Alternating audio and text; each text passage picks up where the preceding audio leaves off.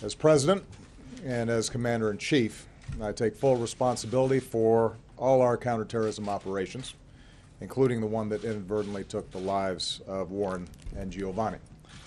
President Obama earlier this morning at the White House taking responsibility for the deaths of hostages, one American, one Italian, held by al-Qaida along the border between Afghanistan and Pakistan. Let's continue our conversation. We're rejoined by Kyle Shideler, the director of the Threat Information Office for the Center for Security Policy. He's in Newsmax, Washington. Of course, we also have Harvard law professor and Newsmax blogger Alan Dershowitz via Skype from New York City, and from Newsmax LA, our contributor Larry Elder. Larry, we heard Alan say in his mind it's very clear, and the president did not mention the two Americans turned enemy combatants who died during counterterrorism operations.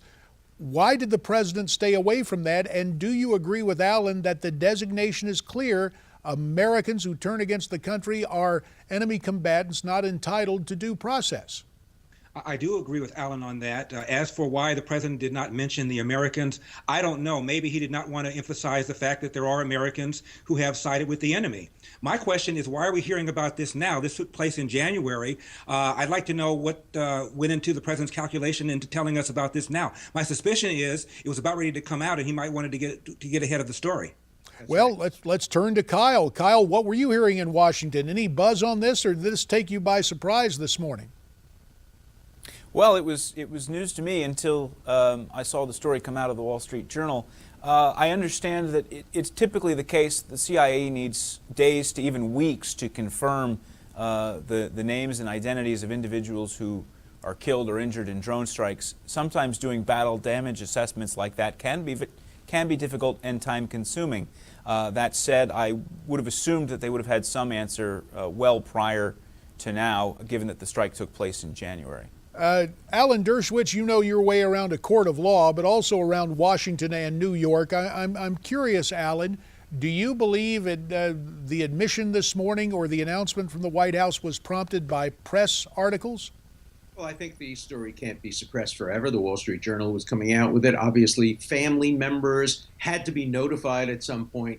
So I'm sure they waited until they were absolutely certain.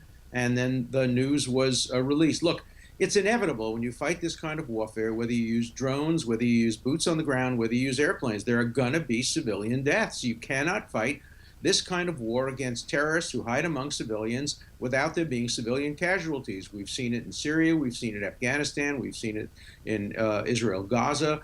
Everywhere where wars are fought like this, there are going to be civilian casualties. So when you go to war, you have to take that into account. It is sad, but it is something that does happen in war. To Kyle Shideler from Newsmax, Washington. Kyle, we thank you for your time, and we'll continue to monitor what happens and get back to you soon. But we thank you for your time this morning.